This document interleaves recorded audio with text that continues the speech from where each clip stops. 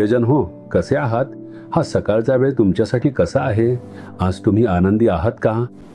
आपल्यासाठी प्रत्येक दिवस आनंदाचा असतो. येशूला हेच हवे आहे की आपण दररोज आनंदी असावं. म्हणूनच मी तुम्हाला येशू सोबत चालायला शिकवत आहे. जर तुम्ही फक्त त्याचा हात धरून त्याच्यासोबत चालायला सुरुवात केली तर तुमचं आयुष्य आनंदाने भरून जाईल. दुःख, समस्या आणि संकट येऊ शकतात, पण तो तुमच्यासोबत त्या सर्वातून चालेल. काहीही तुमचं नुकसान करणार नाही, पण तुमचा विश्वास मजबूत असायला हवा. तुम्हाला माहिती आहे का, आज प्रभू तुमच्यासाठी कोणता वचन देतोय?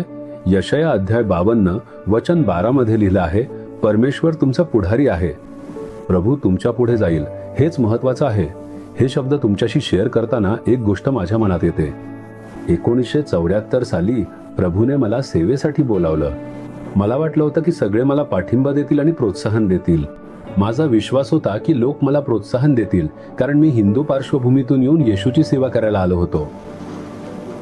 पण त्याऐवजी मला केवळ उपहास, निंदा, लाज, बदनामी आणि खोट्या आरोपांचा सामना करावा लागला.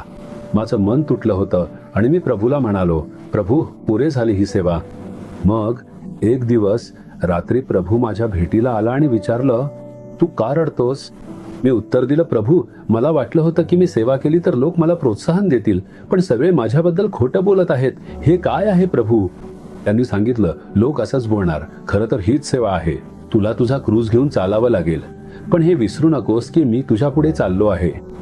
तुझ्या वाट्याला जे काही त्रास, लाज, संघर्ष किंवा दुःख येईल ते आधी मला सामोरं जावं लागेल, मगच ते तुझ्यापर्यंत पोहोचू शकतं. तुझ्या विश्वासात ठाम राहा, मी तुला मार्गदर्शन करीन, असं त्यांनी सांगितलं. हे माझ्या आयुष्यातील एक महान आणि विसरण्याजोगा अनुभव बनलं. आजही माझ्या वाट्याला जे काही निंदा, छळ किंवा दुःख येतं ते माझ्यापर्यंत फक्त येशूला ओलांडूनच येऊ शकतं, कारण तो माझ्या पुढे चालतो आहे. म्हणून मी ना घाबरतो ना त्रासून जातो. प्रभू तुझ्याशीही हेच सांगतो आहे, माझ्या मुलामुली, मी तुझ्या पुढे चालतो आहे. तुला येणाऱ्या सर्व अडचणी किंवा संघर्ष ते आधी माझ्याकडे यावं लागतं, मगच ते तुझ्याकडे येऊ शकतं. कशाला घाबरतोस? मी तुझ्या पुढे जाईन आणि वाकडी वाट सरळ करीन, मी अडथळे दूर करीन, असं तो म्हणतो. आजही येशू तुझ्या पुढे चालतो आहे आणि तुझे सर्व अडथळे दूर होतील, वाकडी गोष्टी सरळ होतील. विश्वासाने म्हणा, येशू, माझ्या पुढे चालल्याबद्दल धन्यवाद. काहीच मला इजा करू शकत नाही किंवा मला हरवू शकत नाही. तू मला विजय देशील आणि पुढे नेशील. येशूच्या नावाने आमेन. आमेन. जीसस रिडीम्ड मराठी ह्या YouTube चॅनेलला सबस्क्राईब करा. सबस्क्राईब बटनावर क्लिक करा आणि बेल चिन्हावरही क्लिक करा. दररोजच्या नवीन कार्यक्रमांची माहिती मिळवा.